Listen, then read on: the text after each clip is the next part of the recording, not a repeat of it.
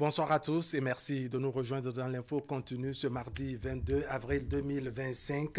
L'actualité nationale avec beaucoup de tristesse.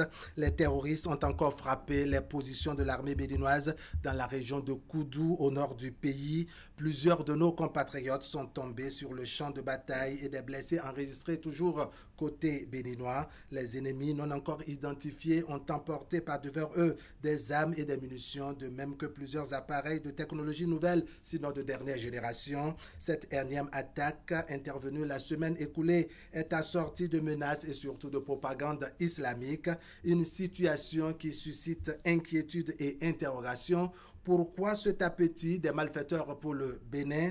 Pourquoi cette volonté de faire d'une partie du Bénin la base arrière des mouvements radicaux? Doit-on interpréter le silence de l'armée comme une stratégie des hommes en uniforme? Pour en parler, nous sommes ce soir avec Vigile Huessou. Vigile Huessou, bonsoir.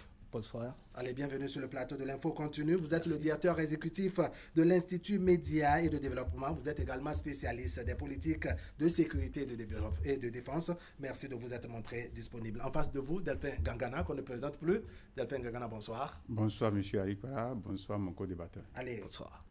Analyste politique, merci pour votre disponibilité. Alors, Monsieur Huessou, comment vous vous êtes senti quand cette information est intervenue? On l'a lu, dois-je dire, sur les réseaux sociaux. Certains médias également en ont fait le relais à l'effet donc d'informer les populations. Comment vous vous êtes senti? En tant que citoyen ému, et très ému d'ailleurs, mais pas surpris. C'est ça. Et avec beaucoup de réflexions, beaucoup d'interrogations par rapport à ce qui va se passer désormais. D'accord. Oui. Et vous, Delphin Gangana, quel était votre état d'âme quand cette information est revenue? C'est une nouvelle fois, hein, pour ne pas dire une énième fois. Tristesse et beaucoup de questionnements. D'accord. C'est pour ça, moi, je profite pour présenter nos condoléances à tout le peuple béninois et en particulier aux parents qui ont perdu directement un des leurs. Ce n'est pas facile.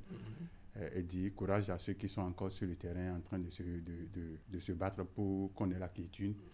Et encourager le gouvernement à déployer suffisamment encore de moyens histoire de pouvoir amener nos forces à être beaucoup plus éveillés, comme l'a dit, je crois, le général ou bien le chef d'état-major Gomina qui a dit oui, les moyens sont là, mais il faut être éveillé.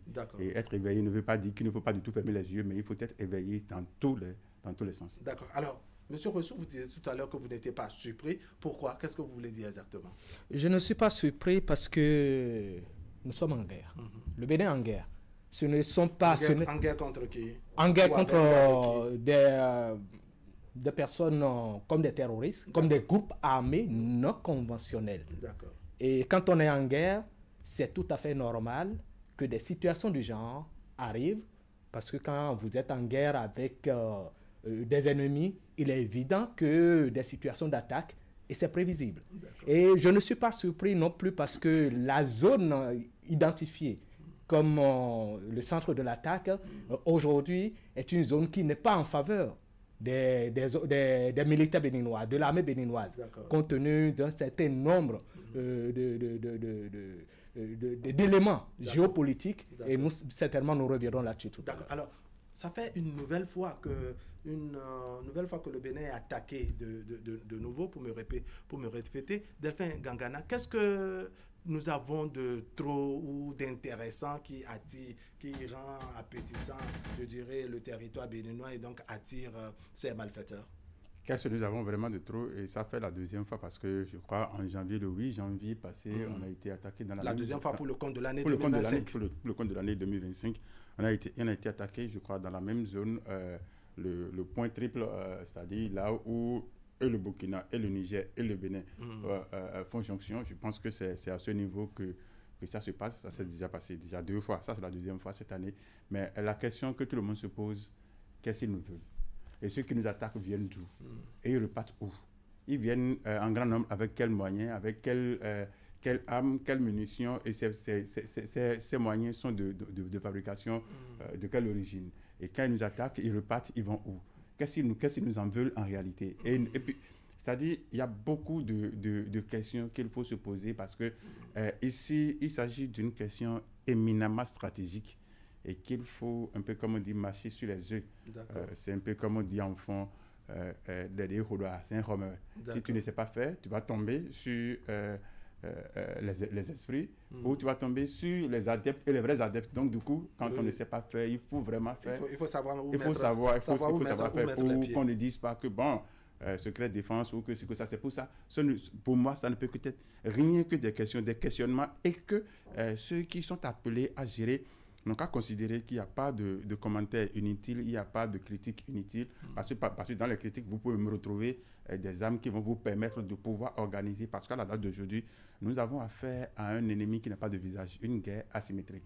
Donc, du coup, l'ennemi est en vous, est avec vous et vit avec vous de sorte que vous ne le savez pas. Et quand c'est comme ça, on doit se poser beaucoup de questions, histoire de se préparer à aller contre cette guerre qui n'est pas une guerre à visage découvert. Alors, Vigile Rouissou, assez d'interrogations, comme le soulignait tout à l'heure Delphin Gangana, des questions qui n'ont pas pour l'instant trouvé de réponse. Vous parlez de guerre, même si je dois reconnaître que l'expression, cette terminologie me gêne un peu, mais on va faire avec. Il y a que on se demande d'où viennent, je dirais, ces malfaiteurs qui nous attaquent. Comment sont-ils préparés pour venir, je dirais, s'attaquer à l'armée béninoise? Et si on est vraiment en guerre, comment se fait-il que vraiment on se sent plus ou moins surpris, je dirais, par ces assaillants?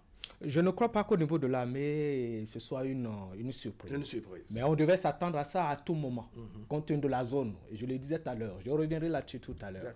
Mais l'origine de ce qui se passe aujourd'hui remonte à très longtemps.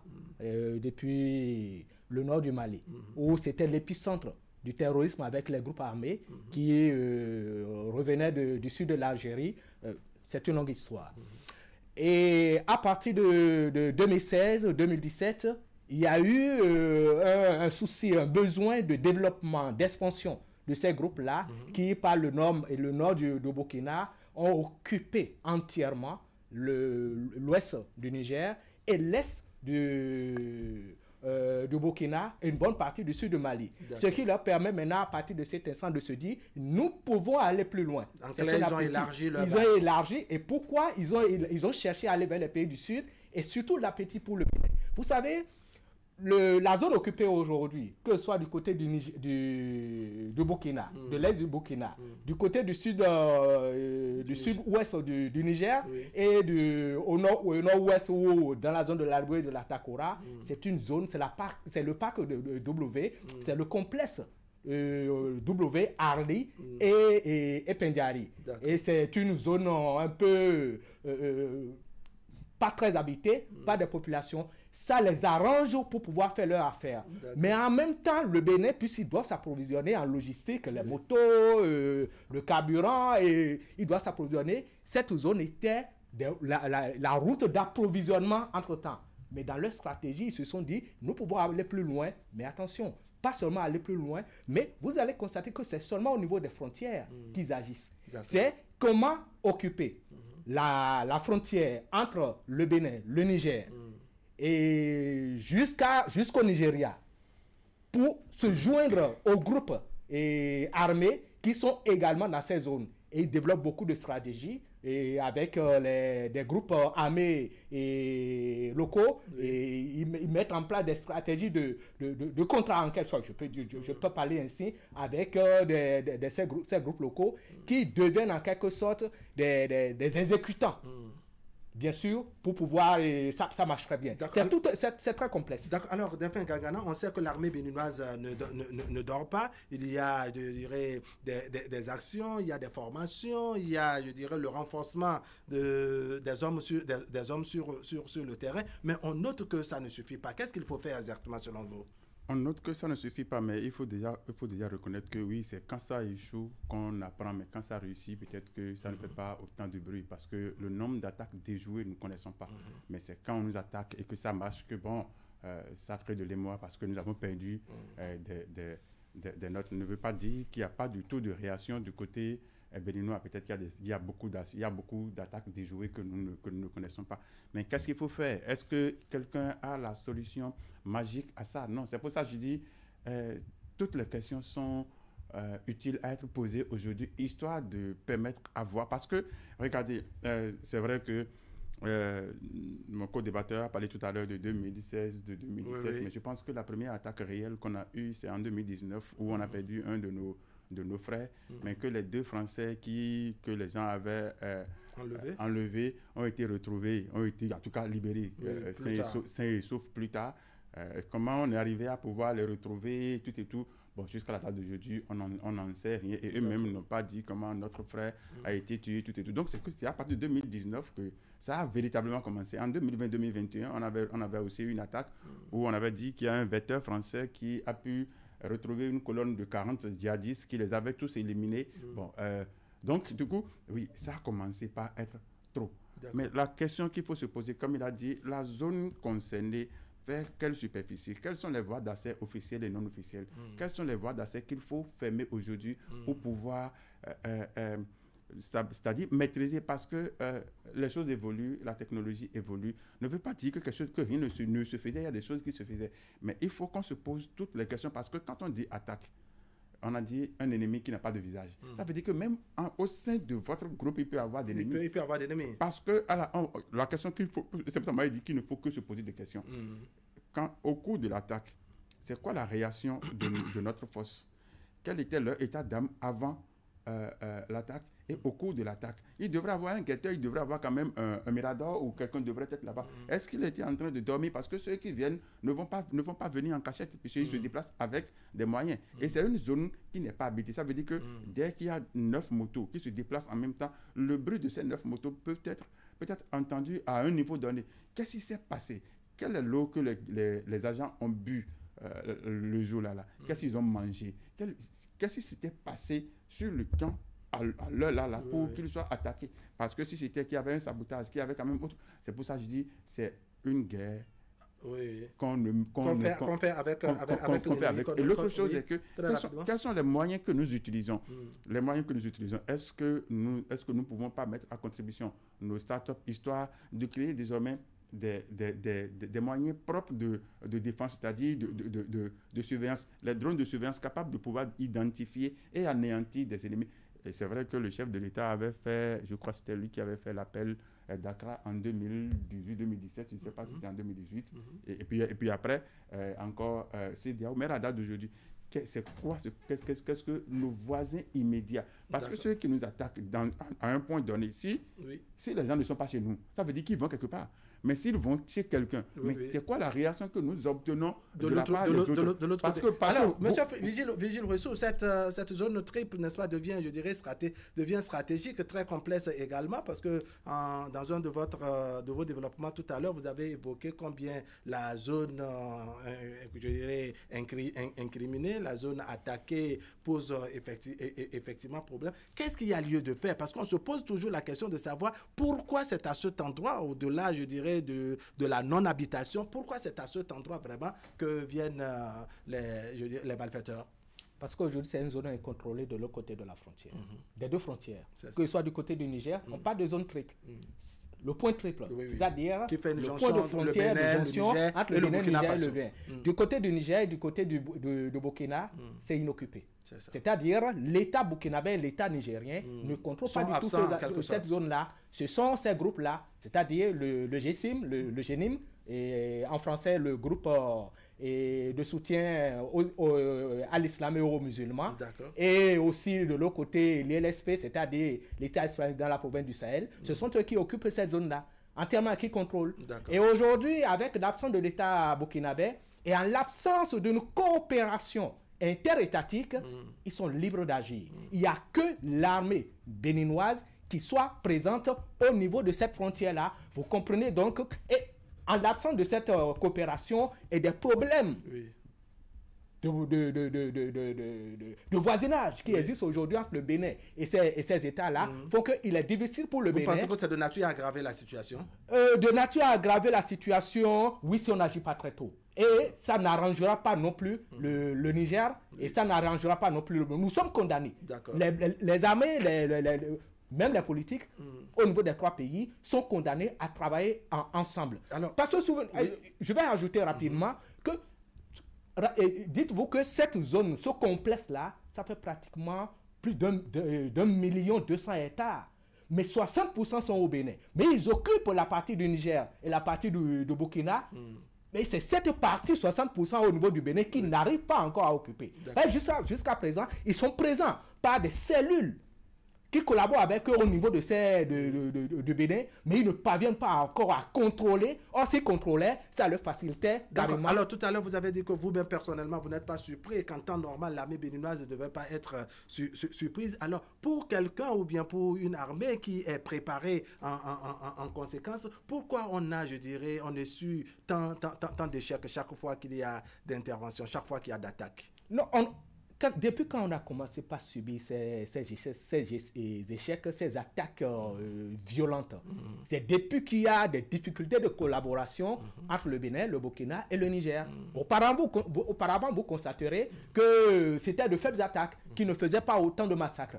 Mais depuis qu'il y a cette situation de manque de collaboration, ça a commencé par aller tout simplement parce que l'armée béninoise ne peut pas aller au-delà de ses propres capacités. Voilà. Et si les autres États ne lui permettent pas d'intervenir, rassurez-vous, quand dans la Takura, au niveau de la zone de Porga, de Kuala Koulou, quand l'armée béninoise, avec le Burkina, ils se sont entendus et que l'armée béninoise est intervenue du côté du Burkina, dans la zone dans celle où les terroristes se sont véritablement installés et faisaient la loi, ils les ont nettoyés. Et cette partie, vous constaterez qu'aujourd'hui, ils agissent moins dans la Takora, mais ils se sont concentrés beaucoup plus au niveau de la Libori, dans cette zone-là. Alors, Delphin Gangana, est-ce que vous avez la même appréciation que Vigile Ruessou, n'est-ce pas, qui estime que le manque de collaboration inter-État, c'est-à-dire entre le Bénin, le Burkina et le Niger, continue de fragiliser le Bénin? C'est un peu comme si, bon, c'est le seul pays qui est là à jouer le gardien d'abord pour son propre pays, le Bénin, et être en même temps le gardien ou le bouclier pour le Niger et le voisin du Burkina.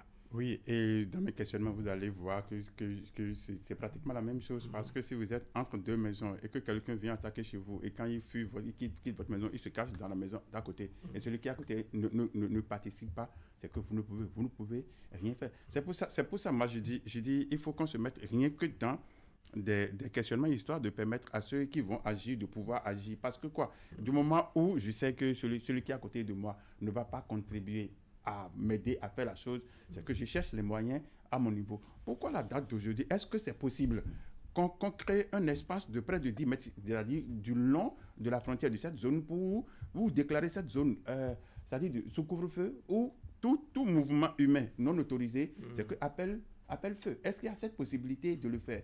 Parce qu'aujourd'hui, vous savez que les choses ont évolué, où vous pouvez avoir un terrain de 10, 20 hectares et avoir juste une seule caméra solaire pour superviser, et que vous soyez en France ou aux États-Unis, avec votre téléphone, vous pouvez suivre tous les mouvements qui se trouvent à ce niveau. C'est vrai qu'il pouvait avoir déjà des choses. N'oubliez pas qu'il y a une barrière qu'on appelle Melilla, c'est-à-dire la barrière qui sépare l'Afrique de l'Union européenne, c'est entre Maroc et l'Espagne. Avant, c'était juste de 3 mètres de haut, mais maintenant, c'est de 6, et faire de sorte à ce qu'il y ait quand même une possibilité de passer au milieu pour surveiller, et que non seulement ça, c'est que ça permet de détecter même la présence humaine de loin. Donc, du coup, est-ce qu'il ne faut pas mettre tous les moyens, histoire de faire de sorte à ce que si quelqu'un quitte chez nous, et pour sortir, c'est qu'il doit quand même passer par quelque part pour qu'on puisse savoir.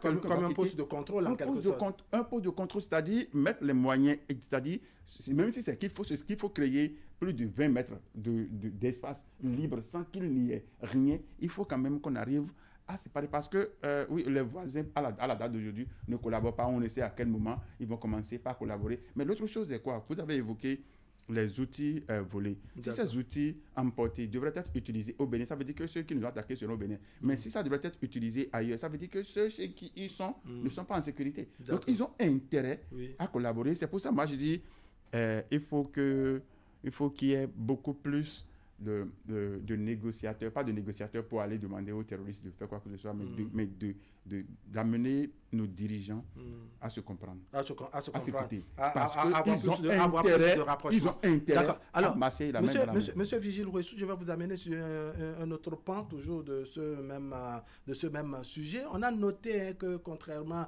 aux autres attaques où, bon, soit on n'a pas de propos clairs, n'est-ce pas? On a juste des vidéos, les morts, les blessés et autres. Il n'y a que cette fois-ci, il y a une forme de propagande islamique. On demande même, sinon on menace l'État béninois, on menace d'islamiser le Bénin. Comment vous voyez la chose? On dirait que pratiquement chaque fois qu'il y a des attaques, que ce soit au Bénin et même ailleurs, on met en avant la religion, non? Oui, on met en avant la religion, mais ce n'est que le fond qu'on nous sert. Parce qu'au-delà de la religion, il y a un objectif politique, mais au-delà de l'objectif politique, il y a un objectif d'expansion et de contrôle économique. Et je dois préciser aussi que cette propagande dont vous faites cas monte le niveau de stratégie, parce que ça ne se passait pas auparavant de cette manière. Pourquoi cette fois-ci depuis le 8 janvier, ils ont décidé désormais d'aller à ce niveau de propagande? Et c'est justement ce qu'ils recherchent comme effet au niveau des populations, c'est de saper le moral. C'est un avertissement aux populations, c'est un affront de leur dire, si vous ne faites pas attention, nous sommes capables de faire beaucoup plus. Alors soumettez-vous à nous dans la zone qu'on occupe. C'est une manière de faire pression sur la population pour leur dire, attention, collaborez. D'accord. C'est une technique qui a souvent marché ailleurs, c'est ça? C'est une technique qui marche bien. Ça, ils vont même au-delà de cette technique. Rassurez-vous, la propagande ne suffit pas. Il y a des sensibilisations communautaires. Il y a des pressions qui se mènent sur les familles. Il y a parfois des kidnappings, des enlèvements qui se font au niveau des familles pour amener des membres de cette famille à pouvoir collaborer. C'est beaucoup de stratégies. C'est beaucoup d'éléments qui mettent ensemble, n'est-ce pas, à l'effet de fragiliser, leur victime. Alors, Delphin Gagana, je vous amène la même question. Cette question d'islamisation du Bénin, c'est visiblement la toute première fois qu'au-delà des différentes attaques, cela revient. Vous savez, la motivation peut être stratégique. C'est ça. On peut vouloir faire autre chose et vous montrer autre chose.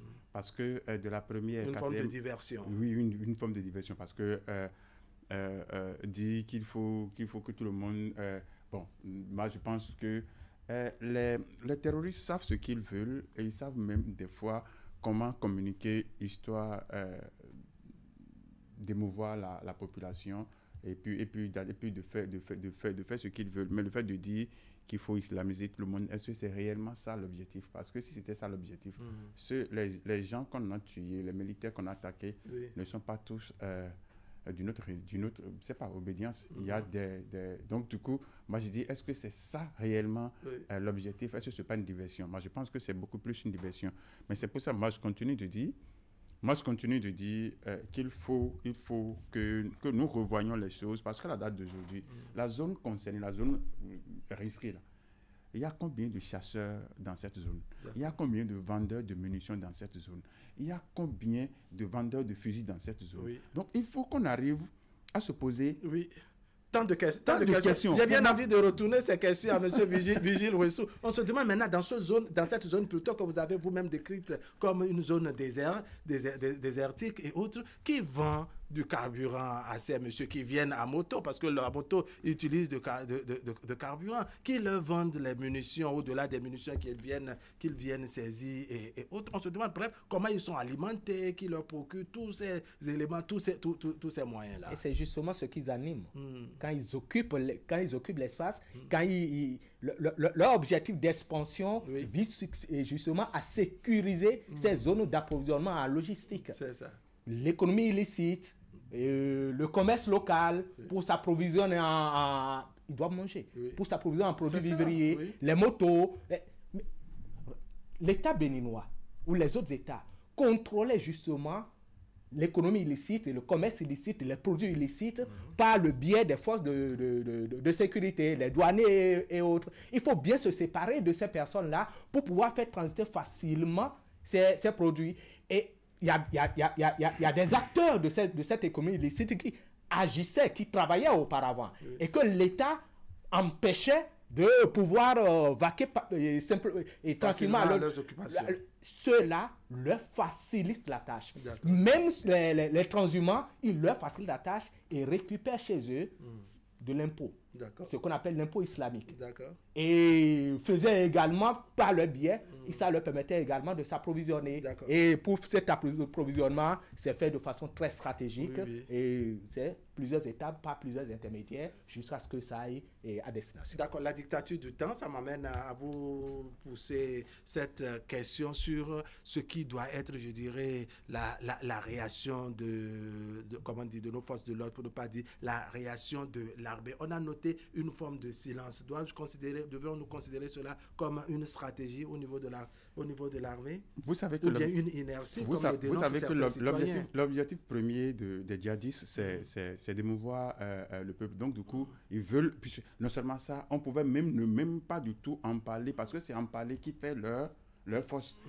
Et c'est pour ça, moi, je dis, les premières vidéos, le signalement premier de l'attaque viennent d'où? Il faut qu'on aille chercher. Et c'est pour ça que moi je dis, c'est rien que des questionnements. Vous savez que les baleines font des milliers de kilomètres. Mais les gens arrivent à suivre le trajet des baleines pour savoir que telle baleine qui est partie de ce point se trouve à un endroit T. Des oiseaux migrateurs se déplacent. Mais avec quoi? Il y a peut-être des puces, il y a peut-être des balises sur ça. Mais donc, vous comprenez un peu ce que je dis. Donc, quand on vole nos trucs... Il y a des moyens de tracer tout ça. Donc, pourquoi on ne peut pas aller à ces niveaux-là? Parce que quand on prend un véhicule n'est pas un véhicule volant. Ça va passer sur une route d'un point à un autre. Et puis, on ne peut pas prendre une voiture, entrer dans une brousse et puis évoluer. Donc, du coup, les gens passent par un... Donc, est-ce qu'il faut continuer à faire des patrouilles sans drone? Pourquoi ne pas contrôler la zone à plein temps avec des drones à croiser, histoire de savoir que oui, il y a telle chose ici, c'est même après l'intervention qu'il y aura patrouille pédestre. Donc il faut revoir. Il faut revoir. Alors, c'est quand même de la grande muette que nous parlons. Hein. L'armée ne bavade pas comme les professionnels des médias. Mais pour beaucoup de nos citoyens, franchement, ce n'est pas seulement une stratégie, c'est un peu comme une inertie de la part de l'armée. Est-ce que vous voyez les choses de la même manière? Par rapport à quel référent on constate que c'est une inertie? C'est ça. C'est justement la question. Vous savez, l'armée sous tous les cieux et à toutes les époques est une institution de noblesse, de discipline et de méthode. Il faut donc voir ce silence sous trois aspects. Allons-y. Le premier aspect est que l'armée est au service de la République. Et la République est conduite par des institutions dont la première est le président de la République, qui est le chef suprême des armées. Et la sociologie militaire imprime à l'armée le respect de la hiérarchie qui est d'ordre vertical au niveau de l'armée. Ce qui veut dire quoi? Vous ne pouvez absolument pas communiquer n'importe comment sans avoir l'autorisation.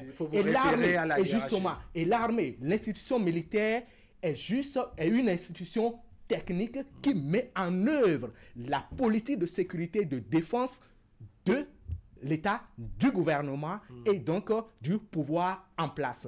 Si vous ne savez pas faire, vous risquez de porter atteinte à cette stratégie politique et cela risque de mal se passer, non seulement au niveau intérieur, mais également au niveau géopolitique, parce que les questions de défense et de politique sont aussi de l'ordre de la politique étrangère, donc concerne également les relations avec nos concitoyens, les populations et autres doivent garder tout simplement le sang-froid et laisser l'armée faire le travail. L'armée ne dort pas, comme on dit. Et un autre point aussi est que, le deuxième, c'est que il a dit tout à l'heure, ce que recherchent les terroristes en faisant ces propagandes et en agissant avec ces massacres-là, c'est d'émouvoir non seulement les civils, créer la peur, mais également de saper le moral des troupes. Or, la troupe, le militaire n'est qu'un matériau. Dans l'armée, on considère que l'homme, le soldat, n'est qu'un matériau. Que ce soit depuis le général d'armée jusqu'au soldat de deuxième classe, il n'est qu'un matériau. Donc la mort, c'est ce qui est normal. Dès leur formation, on leur met déjà dans la tête, on leur fait dire, comprendre et accepter que ils cheminent avec la mort en permanence et mourir est un achèvement, est un mérite, et même une consécration au nom de la République. Et ce troisième point-là est que il faut pas céder. Dès que vous cédez, vous taisez, plutôt que nous avons atteint notre objectif, et puis ça marche pour eux. Et puis ça affaiblit la peu de mots, vous militez vous aussi à ce que, dois-je dire, l'État béninois essaie de renforcer, je dirais, le rapprochement avec les États voisins pour plus de sécurité. Il faut qu'on se donne la main, ce n'est pas le temps d'accuser qui que ce soit, que cela soit le gouvernement, que cela soit la population et l'armée, il faut qu'on se donne la main, histoire de pouvoir vaincre cet ennemi qui n'a pas de visage. Oui, pour ne pas amener M. Huessou à se répéter, parce que lui-même, il milite à ce que le Bénin et les autres voisins renforcent leur capacité. Mais il y a un espoir. Oui. Il y a un espoir parce que avec la création de l'AES qui a changé toute la donne géopolitique de collaboration et les changements de partenaires occidentaux, tout ça là, il y a au moins un espoir. C'est l'initiative d'Accra. Ces trois pays ne sont pas encore partis de l'initiative d'Accra qui réunit aussi les États côtiers et le Nigeria. Donc on peut toujours avoir l'espoir qu'il y a un espace où le dialogue peut toujours revenir et ils ont intérêt à travailler ensemble. J'allais plutôt dire Vigile Huessou, directeur exécutif de l'Institut Média et Développement, spécialiste des politiques de sécurité et de défense. Merci d'être passé sur le plateau de l'Info Continue. Delphin Gangana, analyste politique. Merci également à vous. Mesdames, Messieurs, ce sera tout pour aujourd'hui. Merci de nous avoir suivis. L'information continue sur Canal 3 Bénin. Je rappelle, la rediffusion, c'est tout à l'heure à 23h et demain matin à 10h30. Allez, portez-vous bien.